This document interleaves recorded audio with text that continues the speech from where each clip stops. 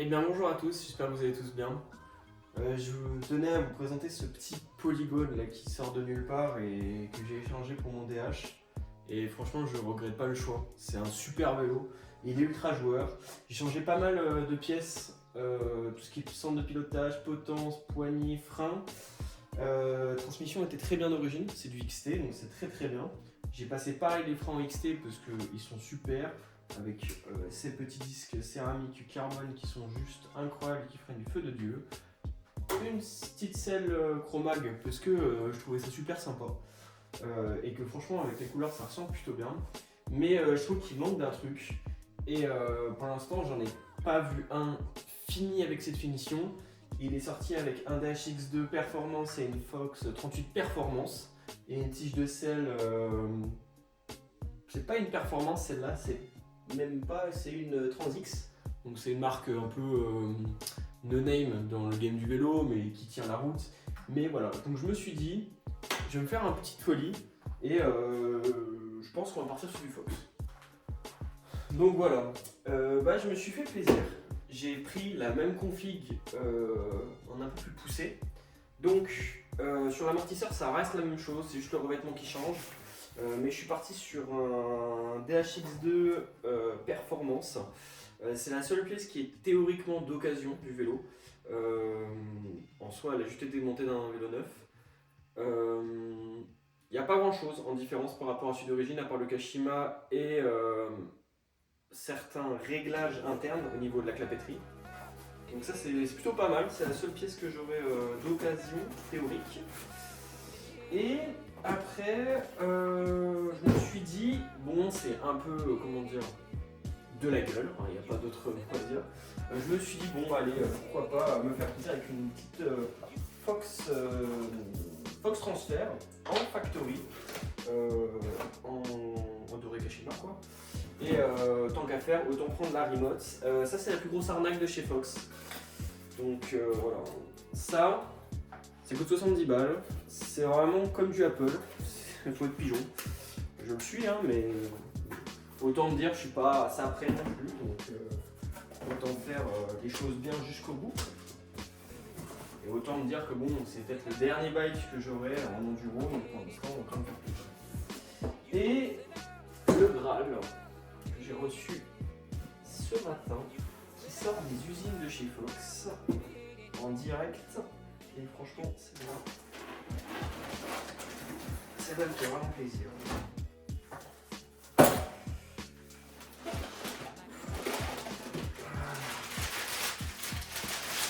Ça, c'est un beau milieu. Voilà. Ça a pété, hein. Non, franchement, je suis vraiment content. Je l'ai pris en finition brillante parce que déjà elle marquera moins et par historique j'ai eu une 40 qui était en simple et j'ai vu ce que ça a donné, j'ai vu les micro-rayures là-dessus, je pense que j'ai un peu plus de longévité, sachant qu'il y a les axes qui ont changé, c'est plus les axes comme avant, ils les ont renforcés à ce niveau-là parce que c'était vraiment une maladie qu'il y avait sur ces vélos, enfin sur ces fourches là et franchement je suis content. Alors c'est une cartouche Grip 2, c'est pas les nouvelles parce que franchement ça m'intéresse pas plus que ça. Je trouve qu'en plus elles sont updatables, donc ils ont juste acheté la cartouche et ça passe très bien. Et non franchement je suis assez content, tout en full neuf, comme ça je suis vraiment content, je suis vraiment content, comme ça il n'y a pas de souci au niveau des garanties et puis moi je vous propose de monter tout ça pour voir ce que ça donne. Allez, c'est parti.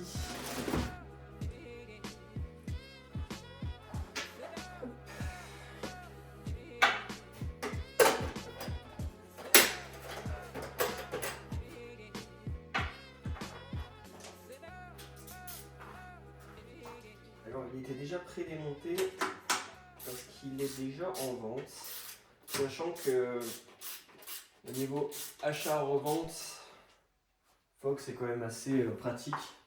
Ça décode pas quand vous êtes dans les nouvelles éditions, donc franchement j'ai rien à redire. Hop.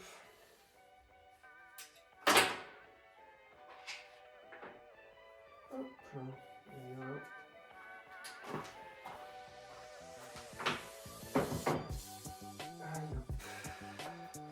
Moi je vais faire une timelapse le temps du bullet.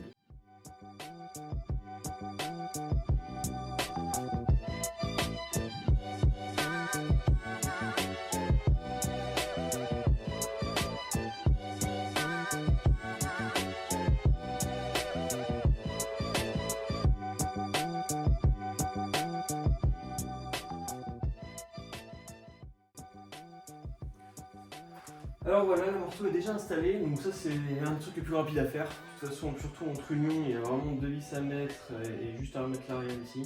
Le reste, ça reste la même chose. C'est vraiment très efficace, très simple. Déjà, je trouve que ça a une autre gueule, un peu plus de peps, puis ça fait ressortir les couleurs brillantes du cadre. Donc c'est plutôt pas mal. Donc voilà, je vais vous montrer un peu ce que ça donne. Hop. Donc je trouve que ça rend plutôt pas mal. Et ça fait ressortir les couleurs anodisées du cadre, c'est plutôt sympa. Hop, je vais vous reposer là. Voilà. Et je pense qu'on va continuer du coup sur la tige de sel. Du coup, un peu plus de travail ce coup-là. Alors, la tige de sel.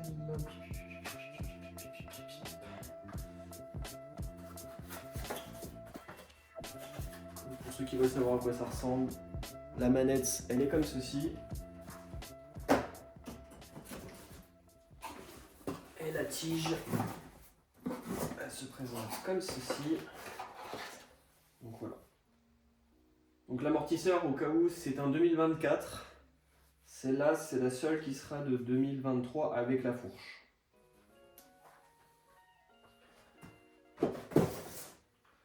Hop. Et bah du coup, bah pareil, time-lapse.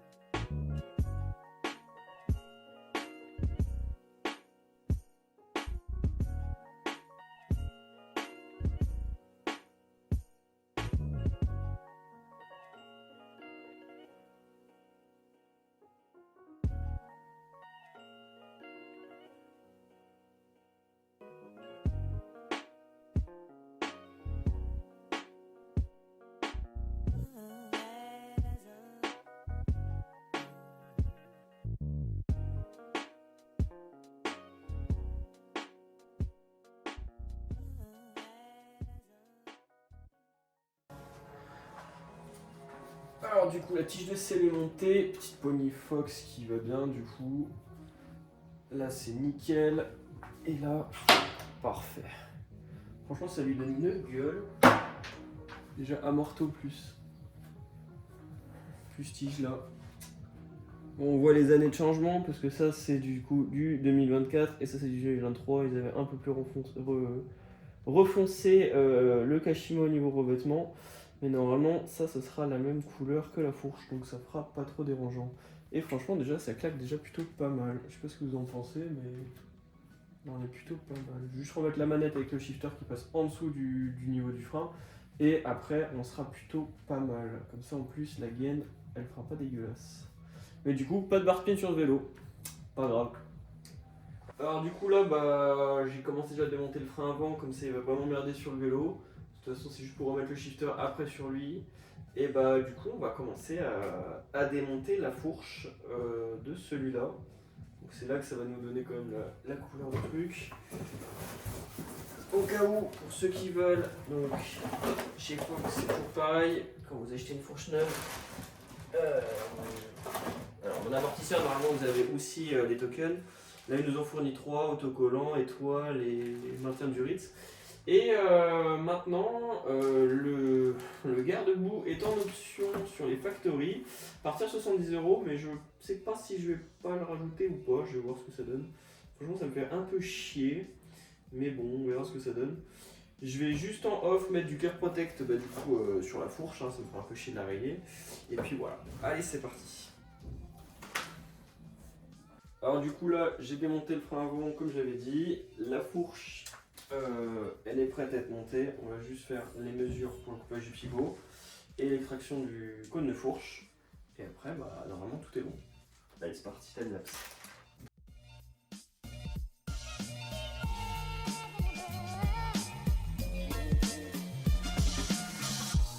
See, stereophonic sound for the home is recorded on 2 separate tracks, each one giving special emphasis to certain sections of the orchestra, as heard from those positions. Now, when played back simultaneously on 2 separate systems, the sounds are blended together to achieve a new dimension in sound, impossible to obtain in a monaural recording.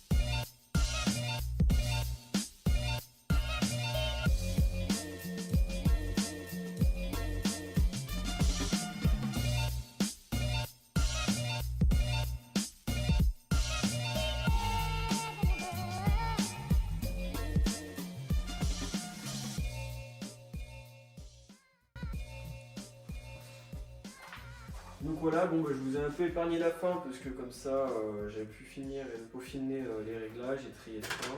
Puis remettre le matchmaker qui est allé directement sur le levier de frein. Bon, moi je trouve que c'est plutôt pas dégueu du tout.